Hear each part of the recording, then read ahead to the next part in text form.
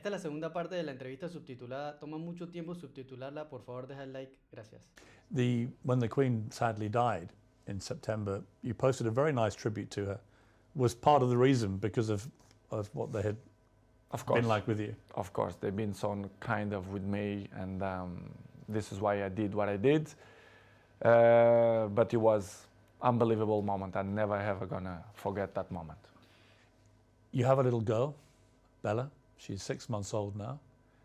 Must be a great joy amid all that terrible sadness. Unbelievable. It was another member in the family. They are the shine of the house, and we are so proud. Me, Georgina, and all my kids. They are very, very proud for them. They are spectacular. A beautiful girl, and we are so happy. We are so happy.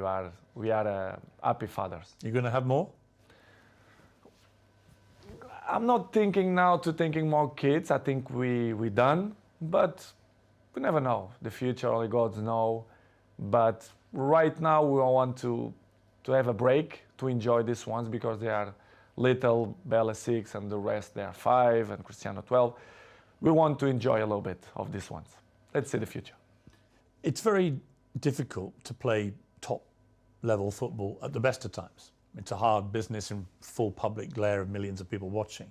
To have to go back and play after this must have been incredibly hard for you, even with your mental strength. How did you find that? Difficult, very difficult to play after that. But as I always have good support from my family, and Georgina told me, go to play, go enjoy, to do what you like to do. We're gonna help for you to forget a little bit the situation. It was difficult, but in the same point, I think helps for you to, to don't thinking much about that, even to training was good. But as you know, the football going so fast, and trainings, games, even the national team, the things going so fast, you don't even have a time to settle and say what's going on, because the things going so fast. But was good. Georgina helped me a lot to give me that possibility to say, listen. She's a very strong woman. Yes, she did. Georgina. Yes. I mean, really strong. Yes. Just to be your partner is probably not an easy time a lot of the time, with all the attention all the time. But to go through what she's gone through and still get up and be there. We help each other. But she struggled when she was young, which is she look at life with a different eyes. Even she's young, but she suffer. She born in Argentina. She have issues with his family as well. She live alone. She have interesting life and histories as well. And she helped me a lot. She's very mature for his age. We help each other. Sometimes when I'm a little bit down, she push me up, and I do it to the other side. So we are a nice couple. We help each other. So I'm really pleased that she's on my side. Any movement on the wedding bells, Cristiano? I'm not thinking now about that, but I can see in the future. I think she deserves, but it's something that not coming now in my plans, but in the future, yes, I want. 4 days after this terrible time in your life, United get a new manager, Erik ten Hag. Did you know much about him? A little bit through Ajax, the job that he did for Ajax. You end the season with 24 goals for Manchester United, including 18 in the Premier League, 6 in the Champions League. You were second in the Golden Boot for the English football. I mean, by any normal yardstick, that's an incredible performance. And yet you were still getting criticised. It was almost like, well, it's got to be your fault, even though you scored all the goals. Were you as bemused as I was that you were becoming the focal point for the criticism? I think it's easy to point out when you want to cover other things, to point out Cristiano Ronaldo. It's easy. Everyone know that press, they wanna put me in the first page because they know they will sell more, the dressing will be different. And I'm used to live like that because, I was 37, I know and I learn many things.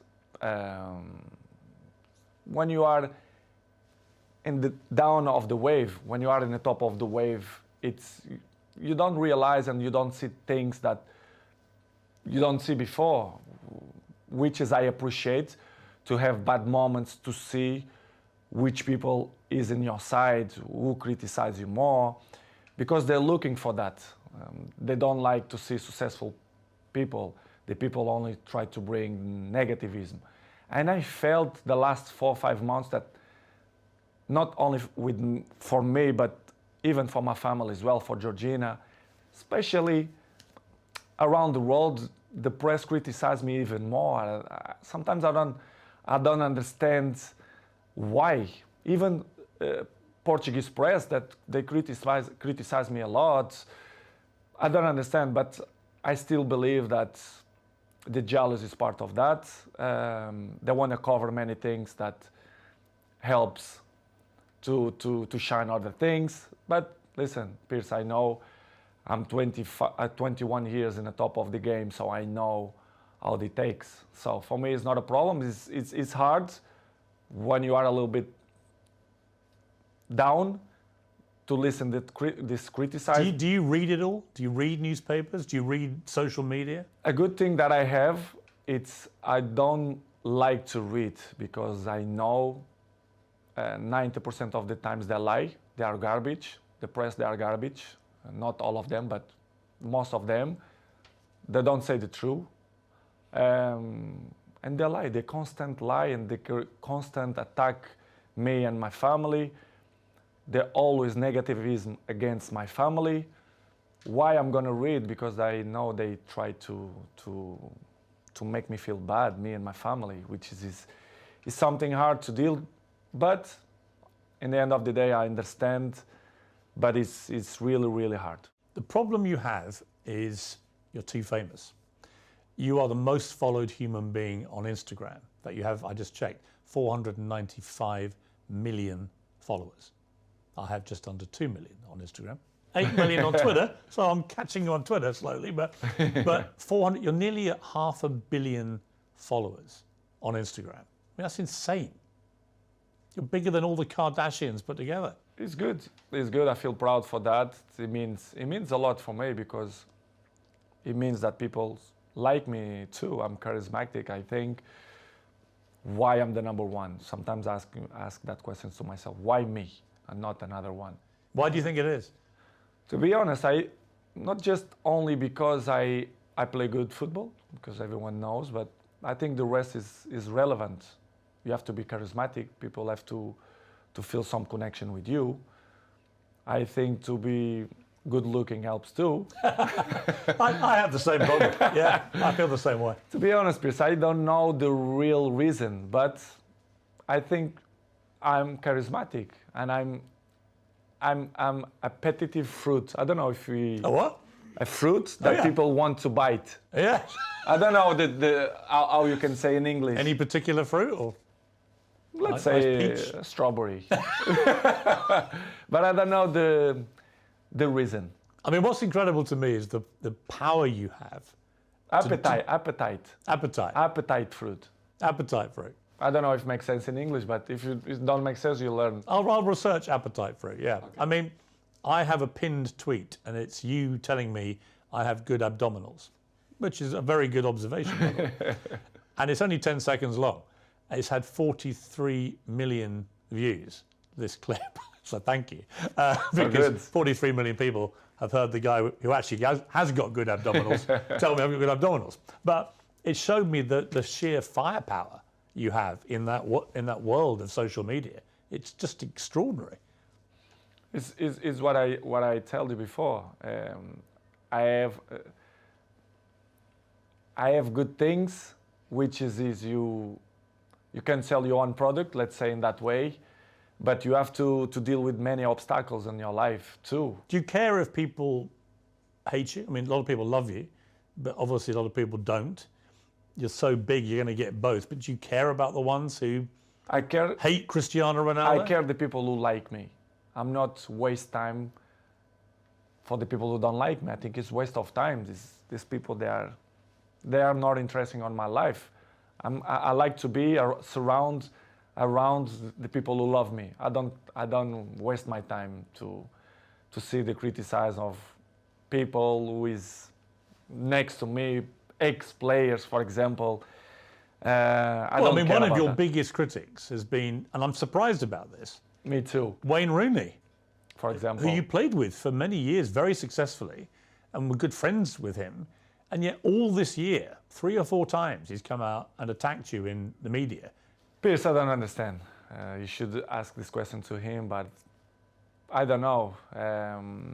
I don't know why he criticized me so bad, or I don't believe that he's jealous of me. He says your behaviour is unacceptable. United should sell you.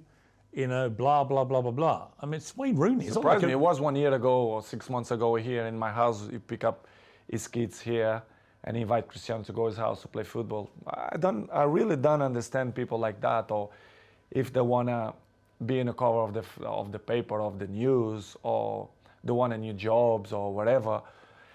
Is it jealousy as well, perhaps, that you're still playing and still in the Man United red Probably, shirt? because he finished his career with 30s, so I'm still playing high level. I'm not gonna say that I'm looking better than him, which is true, but but That is inarguable. I mean, there's no contest. it's hard to listen that kind of criticize and negative about people who play with you. For example, Gary Neville as well. Yeah, I mean, Gary Neville, you blanked him the other day on the pitch, and he looked quite upset, actually, because he obviously likes being your friend, but he's been pretty critical of you as well. People can have his own opinion, but they don't really know what's going on, for example, inside the training ground and Carrington area, or even my life. They should listen not only one point of view, they have to listen my point of view as well, because it's easy to criticize, but if you don't know the whole story, it's easy, you know.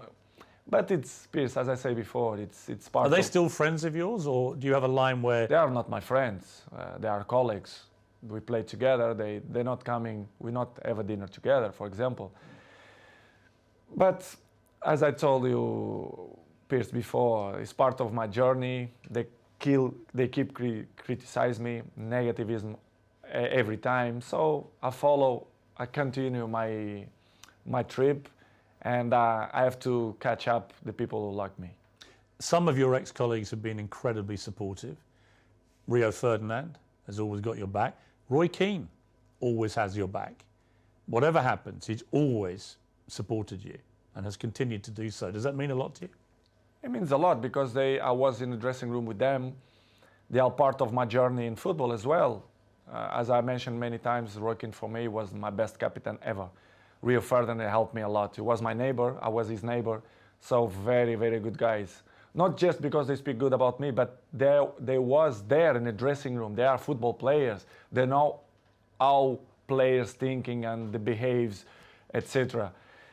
And to listen ex-colleagues or teammates to criticize you, and they only see one point of view. Do you feel a bit betrayed when they do that? Because you played together. It's easy to criticize. I don't know if they have a job in television that they must criticize to be more famous. I really don't understand. Do you think they use your name a bit to get attention? I think they take advantage of that because they are not stupid. And I really understand, and I have to carry on with my life with criticize or when the people speak good about you. But it's hard when you see people who was in the dressing room with you criticize you in that way. It must hurt you. It's not good. Yeah. Yes, I did, but not hurt. I'm not gonna be more slim. I'm not gonna sleep bad because of the criticize. But it's not good to listen that. Disappointing. A little bit, yes, disappointing. Do you have more pounds in the bank or more Instagram followers? It's a good question. Probably similar, I don't know. Probably similar. I'm just trying to work out how Wayne Rooney could hate you even more, and probably that's the answer. Well, not only him. Imagine the rest of the rats, they're going to criticize me too. But it's good to be still number one. If you see something that make me happy too, if you see Forbes magazine Every year I'm in the top of the list, so it's not by coincidence too. But knowing you, it's not the money so much. It's just you want to be at the top, right? I mean, that's what I think what drives you. Someone said to me, what drives Cristiano Ronaldo? I don't think it's money. I think it's being the best, beating people. It's that competitive streak. The records, the adrenaline. But Piers, let's be honest. The last years, the football changed. I see football now as a business, to be honest. Sometimes Georgina have an expression that I don't understand. They treat you players like a piece of meat. I say, yes, you say everything. It's true. When they want you, when they count with you, they give you everything. When they don't, they try to make a hard life to you. I see football, Piers, the last years as a business. I saw many things that I'm disappointing. The passion for the game is still intact, but in the same way, I saw other things as well, which is surprised me, but in the same way, it's part of the business, because if you see the world how it is in the moment, it's all business. Everyone take on itself. They are more individual. Well, you become a commodity, don't you? Where if you can sell record number of shirts in 24 hours, great, right? But if suddenly the team isn't performing well and they need someone to blame, it looks to me like at Manchester United, the default position is it's got to be Cristiano's fault. Exactly, it's always my fault. The problem is always me. I look like I'm the black sheep, right, which is I don't like. If you do it good or if you do bad, they're always going to find some criticize. Even in the national team, the last 3 months, as I told you before, the criticism was so bad. I mean, not only in football way, but professional and family way as well, which surprised me a lot. Looked like I was a bad guy, which is not true. People have to listen from my mouth the facts as well. This is why I give this interview, because I think it's the right time to speak out of my mind, which is what they say the last 4 or 5 months is completely garbage. I'm not going to say 100%, but 99% it was garbage. People say false things or lie things. Which things have annoyed you the most? Family issues. I want to talk about one in particular on that, which is when you were late back for the pre-season training. A lot of speculation, because you'd said several weeks before that you wanted to play Champions League football and that you were maybe looking for another option because it didn't look like United would get to play Champions League. Let's make my points. For example, the pre-season moment, and after you mentioned new clubs or the interesting. For example, the pre-season, I had a very bad, which is I don't say nobody. The people who surround me, they saw, friends and even my mom. I had some problems in vacation that my young daughter, they have a little problem. They have bronchitis, which is she's bronchitis. Bronchitis, really? Yes. Your little baby? Yes. I was in Mallorca in holidays and she stayed 1 week in hospital, which was, you don't enjoy a lot the vacation. And after what had happened, so worried. Exactly. And the people make up histories that they say that I don't want to go travel. Piers, people have to understand that I'm a human being. I'm always going to be in my side of my family. I'm not negotiate nothing behind that. You understand? And I even have the lectures from the hospital, the feedback of the health of Bella, which is I'm not showing nobody. Nobody asked me. I keep for me. People forget that I'm human being, that I pass through a difficult moments. Well, you must have been worried sick. I mean, I was very worried. You lost your baby son, and now your baby daughter's in hospital. Exactly. And you must have been absolutely. I spoke with the directive and the president of Manchester United, and then kind of that didn't believe that something going wrong, which is make me feel bad. Really? Yes. They didn't believe you. They believe you, but in the same way, they are there. I never. Piers ever going to change the health of my family for the football. Never. Now or 10 years behind or forward. And it's something that really hurt me because they doubt of my words that a struggle, especially Bell and Gio. We had 1 week in hospital because the Bell have a big problem. And I didn't go to the preseason because of that, because I didn't was allowed to leave my family if something happened to do it the preseason, because I think it wasn't not fair to leave my family for a preseason. This is why I didn't go. I mean, that would, if my employer didn't believe a story like that, I would be so angry. Because everyone, I'm not mentioned only in that Manchester way, but in the world, especially in the football world, they are very, very, very individual. Everyone on look for themselves or themselves. They don't care about your moments, your struggle moments, your issues, family problems. They want you. They want you. Doesn't matter your family problems. I don't mean Manchester, but in a general. As I told you before, the football goes so fast. You have many competition, many games, pre-season, World Cup now. Listen, you have one game. After 3-4 days, you have to be in the national team, preparation for the World Cup. It's hard. Sometimes you have to sell everything and, be with your family, take the best decisions. And in this summer, I didn't feel comfortable. I feel uncomfortable the way they treat me, especially the press. They doubt about me, the professional that I am. It's impossible to be 21 in the top of the game if you're not professional.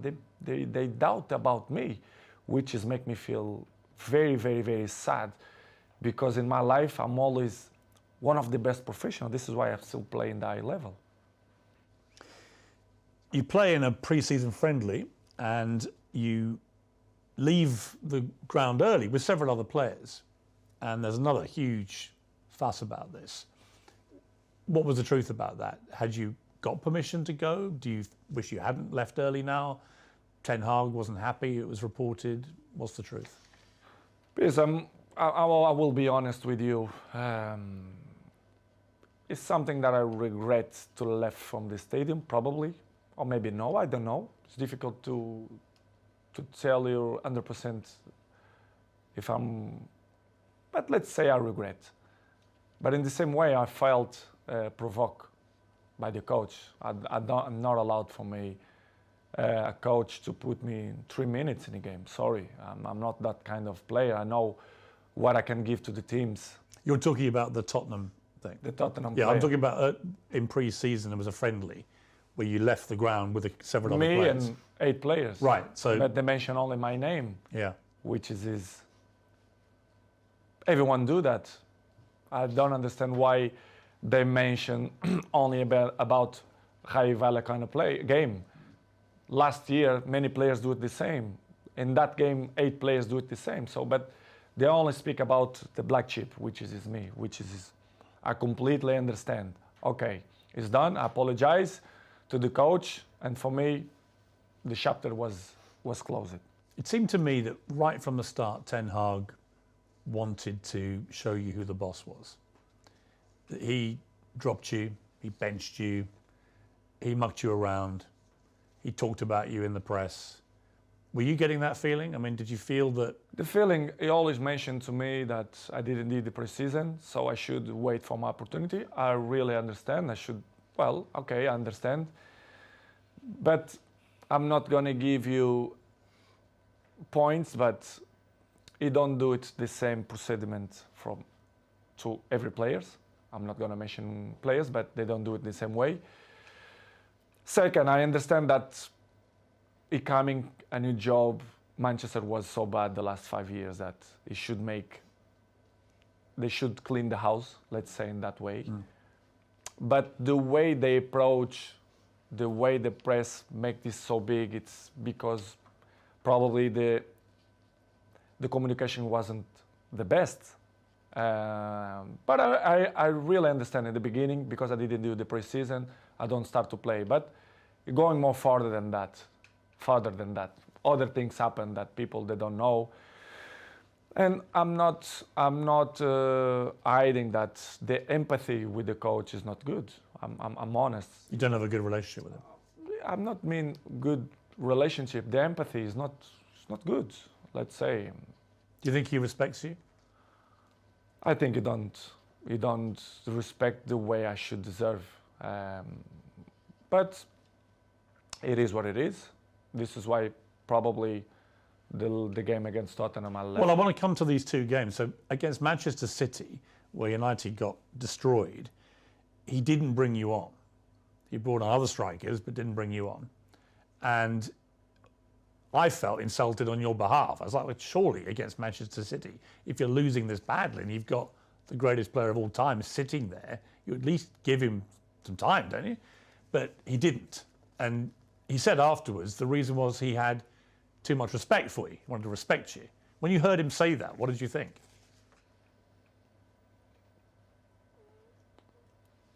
Excuses.